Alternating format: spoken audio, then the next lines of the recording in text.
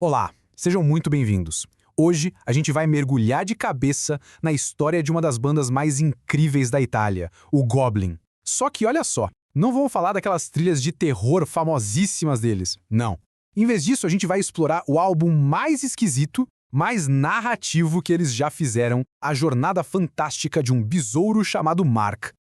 Mas calma lá, antes da gente falar sobre a história de um inseto, a gente precisa entender por que o Goblin era tão importante. Eles eram exatamente isso aí, a arma secreta do cinema de terror italiano. Essa descrição, ela cai como uma luva para o trabalho deles com o diretor Dario Argento, onde a música conseguia ser tão ou até mais aterrorizante que as próprias imagens na tela.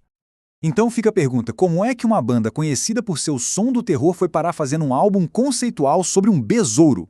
Para entender essa viagem criativa, primeiro a gente precisa mergulhar no som inovador que eles criaram. Porque olha, eles não eram uma banda comum de trilha sonora de jeito nenhum.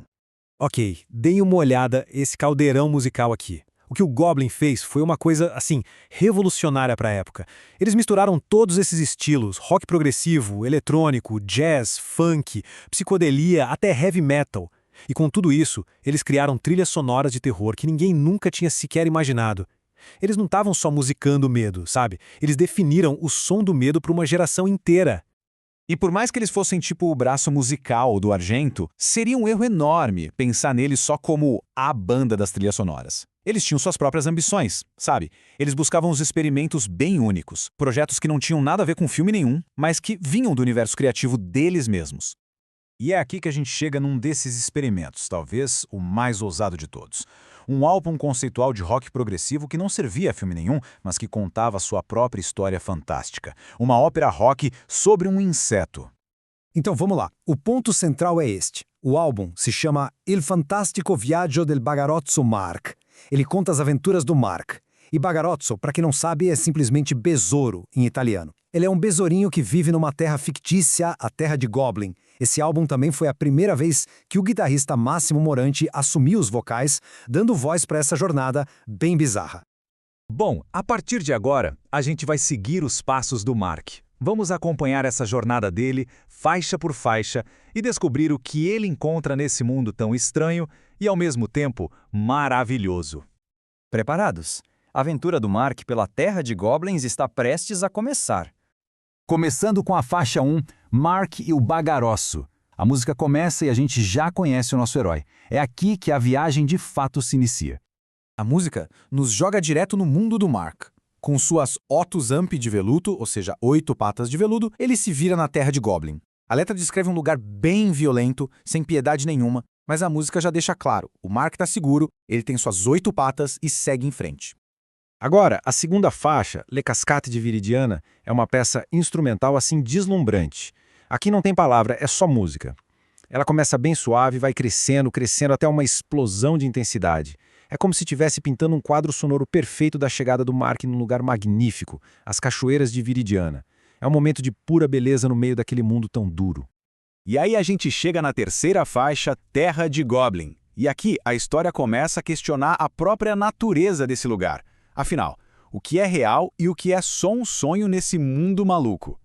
E a letra aqui mostra uma dualidade muito interessante. O mundo é descrito como violento e punk, um lugar onde vida ou morte dá na mesma. Parece um pesadelo, né? Mas, ao mesmo tempo, a letra reafirma a força do nosso pequeno herói. Mark é forte, com 8 patas, ele nunca morre. Chegamos na quarta faixa, um ragazzo d'argento. Gente, esse é um momento crucial. A jornada dá uma pausa e a história se volta para dentro. É aqui que o Mark tem um momento de reflexão profunda sobre a própria existência.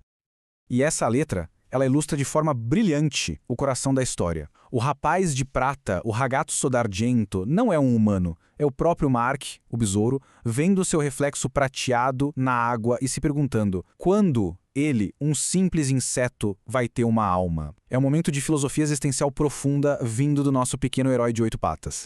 Depois desse momento filosófico, a gente vai para a quinta faixa, La Dança. E aqui a jornada do Mark toma um rumo, assim, completamente surreal e caótico. As coisas ficam bem estranhas. A cena é uma loucura psicodélica total. O Mark se vê no meio de uma reunião de besouros do mundo inteiro, com asas azuis coloridas e escuras e olhos negros e antenas estranhas. Eles formam um círculo e começam uma dança frenética. quase um ritual selvagem que a música consegue capturar perfeitamente. A sexta faixa, Ópera Magnífica, é quase como uma quebra da quarta parede, sabe? De repente, a música para de contar a história do Mark e começa a falar sobre si mesma, sobre a própria música que a gente está ouvindo. A letra é um convite direto da Ganda. Eles dizem, ma adesso ascolta, ou seja, mas agora ouça. Eles pedem pra gente reconhecer que essas notas são uma ópera magnífica, uma música que ninguém mais te deu. É um momento de puro orgulho e autoconsciência artística, celebrando a originalidade do som que eles criaram para essa história. E assim, a gente chega ao final da jornada com as duas últimas faixas, Notte e Suono Rock, que nos levam para uma conclusão bem sombria e poderosa. Na penumbra da noite, na faixa Norte, uma voz tentadora oferece prazer, doces, tudo o que se pode querer. Mas tem um preço. Não se esqueça, diz a voz, que além do corpo, você também vai me oferecer a alma. E logo depois dessa oferta sinistra, o álbum explode em I Suono Rock, um instrumental pesado, furioso, que encerra a viagem com pura energia, deixando o destino do Mark em aberto. E assim termina a fantástica viagem do Besouro Mark. Mas e aí, qual foi o legado dessa ópera magnífica? Qual o lugar desse álbum na história do Goblin? Foi um sucesso ou só uma experiência ousada que ficou esquecida?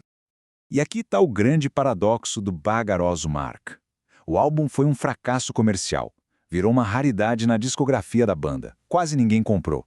No entanto, ele continua sendo uma obra única, um verdadeiro testamento da coragem e da criatividade do Goblin de ir muito além do que se esperava deles. Foi um experimento de pura e destemida audácia artística. E isso tudo nos deixa com uma pergunta para pensar.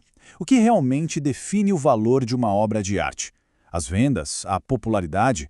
Ou a coragem de ser radicalmente diferente, de contar uma história única, mesmo que seja sobre a busca de um besouro pela própria alma?